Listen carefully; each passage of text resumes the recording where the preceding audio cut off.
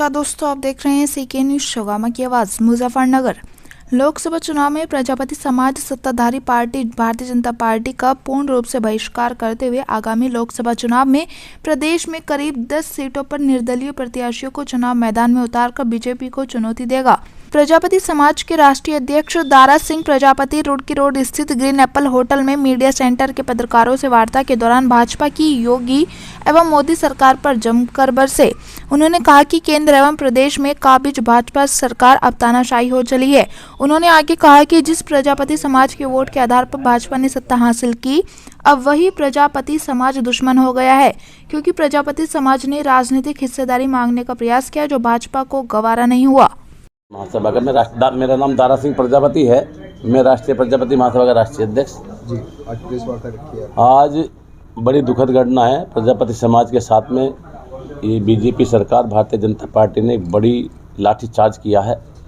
एक यात्रा हरिद्वार से चलकर दिल्ली जंतर मंतर पर जानी थी राजनीतिक हिस्सेदारी के लिए और जाति की जनगणना के लिए, मगर उन्होंने मेरठ से हरिद्वार से चली मुजफ्फरनगर से मेरठ से भारी बल लगा कर रोकना चाहा। फिर हम नहीं रुके तो कादराबाद उन्होंने पूरा बल लगाया, नहीं रुके। फिर उन्होंने रात को 12 बजे साईं बाबा लिंक रोड थाने पे हमें रोक लिया और बहकाया कि तुम्हें एक मंडप में रखते हैं 12 बजे और सुबह हम आपको वहाँ लेके चलेंगे। मगर सुबह ही उन्होंने देखा तो वहाँ पे पीएससी बल बहुत भारी लगा हुआ था और मंडप में हम ठहरे हुए थे। जब वे 10 बजे हमने पूछा जी हमें लेके चलो, उन्होंने कहा अभी लेके चलेंगे। उन्होंने 2 बजा दिए। वहाँ पे मंडप वाले के शादी थी, वो बेचारा हाथ जोड़ने लगा। हमने उसकी मान ली और हम निकल गए। बाहर जैसे ही निकले तो भारी पुलिस बल था। हमने कहा जी अब लेके चलो। उन्होंने कहा कि अब ना तुम तो मेरठ जाओगे, ना बॉर्डर पे जाओगे, ना तुम जंतर मंतर पे जाओगे, एक एक करके निकल जाओ चाहते हो तो। मैंने कहा जब तुमने ये बात कही थी, हमें ठहराया था, अब अपनी बात पर रहो। काफ़ी लंबो जत्ती बहस होती रही। आप वीडियो देखना, हमारे हाथ में डंडा नहीं, कुछ नहीं, बता रहे पत्थर मारा है।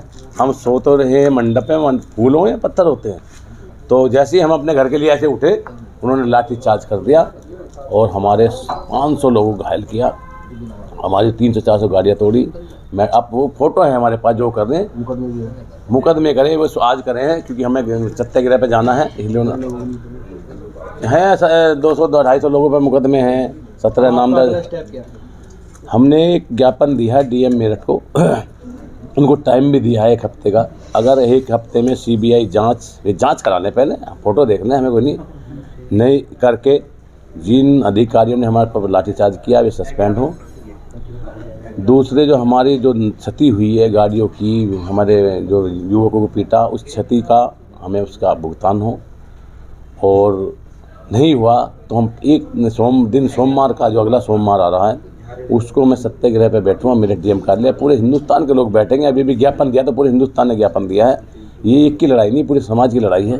दिल्ली में हम तो उसके लिए ज्ञापन देने जा रहे थे। हमारी बात हो गई थी पहले कि हम 5 आदमी जाएंगे बॉर्डर से, और हमारी यात्रा थी वो तय हो गई थी। दिल्ली वाले आगे थे हमारे पास में कि चलो आप चाहे 2 गाड़ी चलो या आप कितनी चलो, पर 5 आदमी में तय हो गया था कि बॉर्डर से हम 5 किलोमीटर ठहरेंगे। वो भी तय हो गया था, मगर उन्होंने हमें 10-15 किलोमीटर ठहरा के कह दिया कि यहीं खड़े रहो, वहाँ जाने का। क्या वजह रही?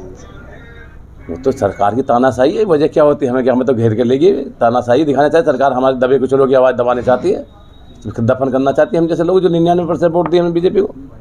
इस सरकार ने किया, सरकार ने, किसी और ने नहीं किया, सरकार के इशारे पर हुआ जी। आप कह रहे हैं कि हम लोकसभा चुनाव भी राष्ट्रीय प्रजापति महासभा पश्चिम उत्तर प्रदेश में कम से कम तो 10 नहीं, पूरे पश्चिम उत्तर प्रदेश में चुनाव लड़ाएगी अपने उस पर, और पूरे हिंदुस्तान में एक तख्ती बनवा के लिखवाएगी कि अब की बार जो सरकार ने हमारे साथ घिनौनी हरकत की थी, बीजेपी सरकार ने किसी भी दल को हम वोट नहीं देने।